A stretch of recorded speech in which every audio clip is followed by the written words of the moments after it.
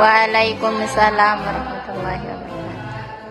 Karena saya ada di kajian kalian dengan mahasiswa dan juga salah satu mahasiswa. Saya akan memaparkan tentang materi yaitu persamaan projection pada topik persamaan non-linear. Yang pertama di sini ada tujuan pembelajaran. Setelah mempelajari metode projection, kita diharapkan dapat menjelaskan prinsip dasar metode projection itu. Kemudian yang kedua yaitu dapat menuliskan rumus interaksi metode projection.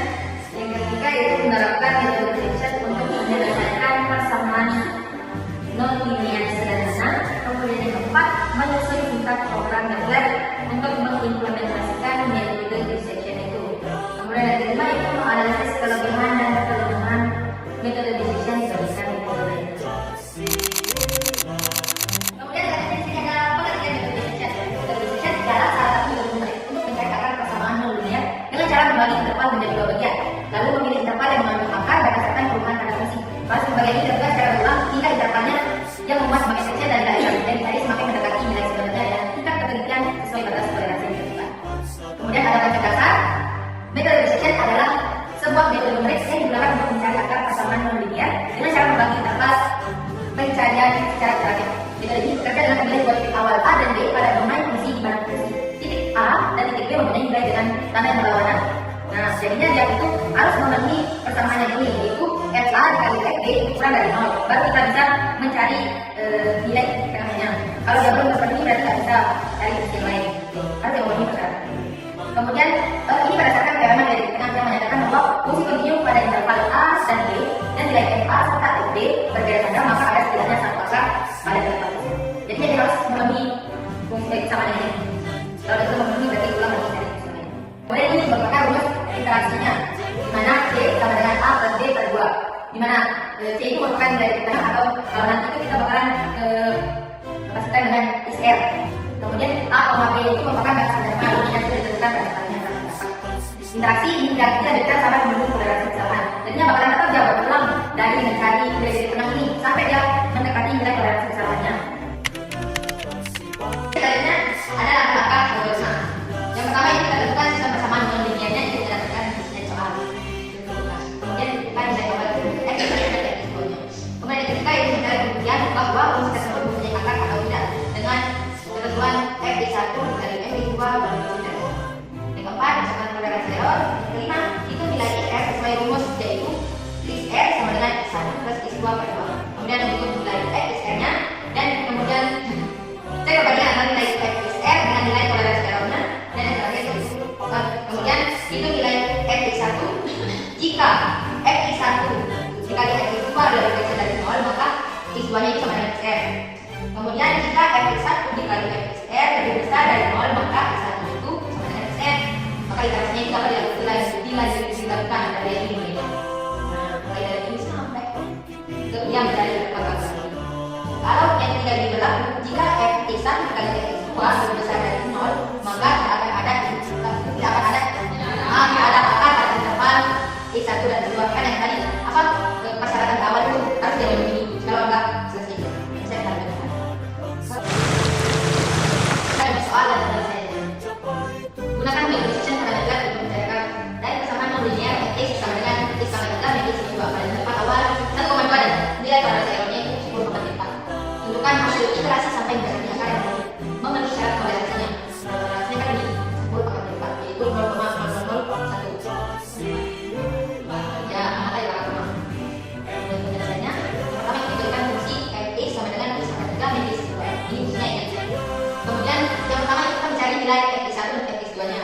Kita hitung F ketika X-nya sama dengan 1, yaitu kita sudah pada fungsi 1,3 min 1 min 2 sama dengan 1 min 1 min 2. Hasilnya kan 2.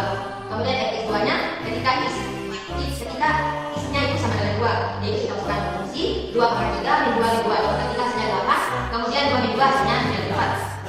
8 2 min 4 4. Kita dapatkan nilai X1 sama nilai X2-nya kan, yaitu negatif 2,4.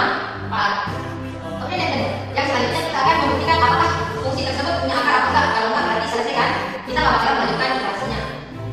X1 dengan X2 lebih kurang dari 0. X1-nya itu negatif 2, kemudian X2-nya itu 4.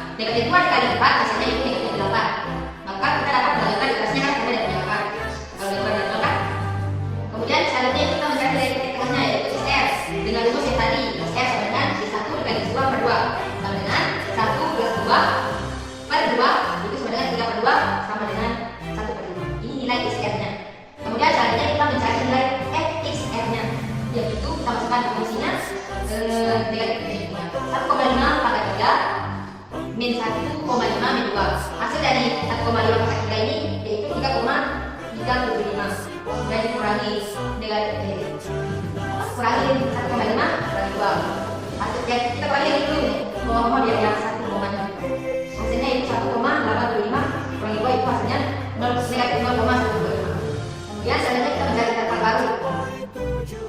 Kita lihat kan dari sini menggunakan dua kemungkinan, yaitu yang lebih besar dari 0 atau yang lebih kecil dari 0. Kita coba yang lebih besar dulu dari 0. X1 dikali XR lebih besar dari 0, yaitu kan X1 nya negatif 2, kemudian XR nya 0 negatif 0,125. Hasilnya kan 0,25. Jadi itu benar karena negatif 0,25 itu lebih besar dari 0 kan. Kemudian coba kita lihat yang kurang dari 0. X1 dikali XR kurang dari 0, jadi X1 nya negatif 2 dan XR nya negatif 0,125.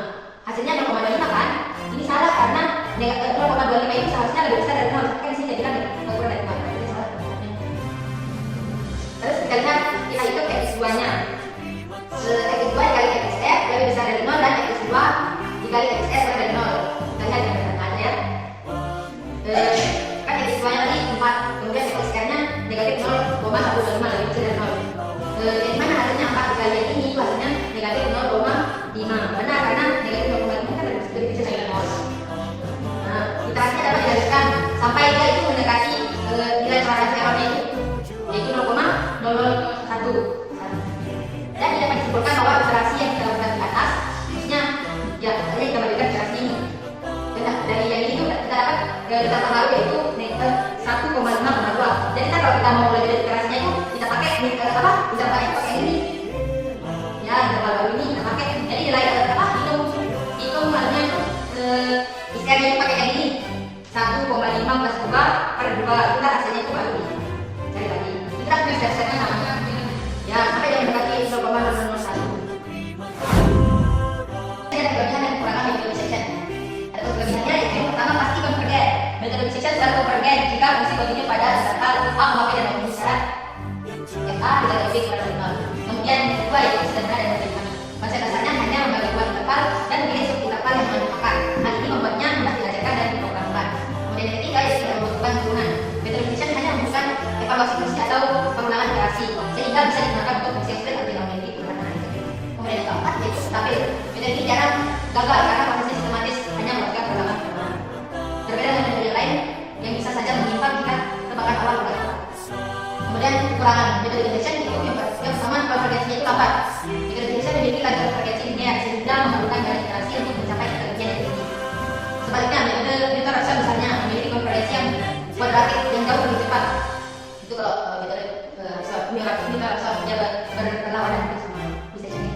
Kemudian yang kedua yaitu ada perubahan tanda, masalah perubahan tanda.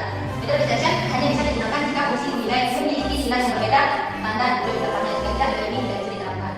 Kan kalau harus metode dissection. Kemudian yang ketiga tidak efektif untuk akar ganda. Jika akar berupa akar ganda, metode ini sulit mendeteksi karena tanda fungsi tidak berubah. Yang keempat yaitu kurang efisien dibandingkan metode Peterson atau secant. Metode ini membutuhkan lebih banyak langkah untuk mencapai ketelitian. Ketika ketelitian yang sama, itu kan dia harus melakukan pengulangan kan sampai dia melakukan atau mendekati toleransi errornya. Nah, kemudian selanjutnya di sini saya akan menjelaskan tentang sintaks metode dissection pada aplikasi MATLAB. Yang pertama itu ada CLC. Ini berfungsi sebagai untuk menghapus sintaks-sintaks yang sudah ada terlebih dahulu agar tidak mempengaruhi sintaks metode dissection kita. Kemudian di sini ada sinus x untuk mendefinisikan variabel x-nya. Kemudian ada subs untuk memasukkan fungsi. Ada display yang berfungsi sebagai menampilkan pada kamar windownya. Kemudian num to string ini berfungsi sebagai merubah daripada angka menjadi teks. Kemudian ada subplot yaitu untuk menggambarkan plotnya sama dengan. Kemudian ada graph on yaitu untuk menampilkan garis bantu pada grafiknya. X label di sini itu untuk menamai sumbu x-nya, begitu pula dengan y label yaitu untuk menamai sumbu y-nya. Title di sini jelas merupakan judul daripada grafik kita. Kemudian selanjutnya kita akan coba run sintaks metode dissection kita. Nah, kita di sini diminta untuk memasukkan fungsi yang akan kita coba dengan metode decision. Saya kita punya fungsi x pangkat 3 min x min 2. Kita enter, kemudian kita diminta untuk memasukkan intervalnya itu x1 dengan x2. Buka kurung 1 spasi 2. Kemudian kita enter. Nah, selanjutnya kita diminta untuk memasukkan toleransi kesalahannya. Misalnya kita masukkan 10 pangkat min 4. Kita enter. Nah, hasilnya itu akan langsung muncul seperti ini. Jadi akar persamaannya adalah dengan x 1,5 yang xr-nya tadi kan 1,5, kemudian fxr-nya itu 0,125. Dan kita mempunyai interval baru yaitu 1,5,2. Hah? Kemudian di sini saya punya soal tambahan yang akan kalian kerjakan maksudnya untuk berarti sama-sama. Diberikan fungsi fx sama dengan x pangkat 3 min 4x min 9 dengan interval awal 2,3 dan toleransi errornya itu sama dengan 0,1. Dikit ini ya iterasinya. Ya, 1,2. Tunjukkan hasil iterasi hingga mendekati akar yang berarti syarat iterasi. Harus mendekati ini ya. Sedikit iterasinya. Sekian yang dapat saya sampaikan. Kurang lebihnya saya mohon maaf. Wassalamualaikum warahmatullahi wabarakatuh. Goodbye. Goodbye.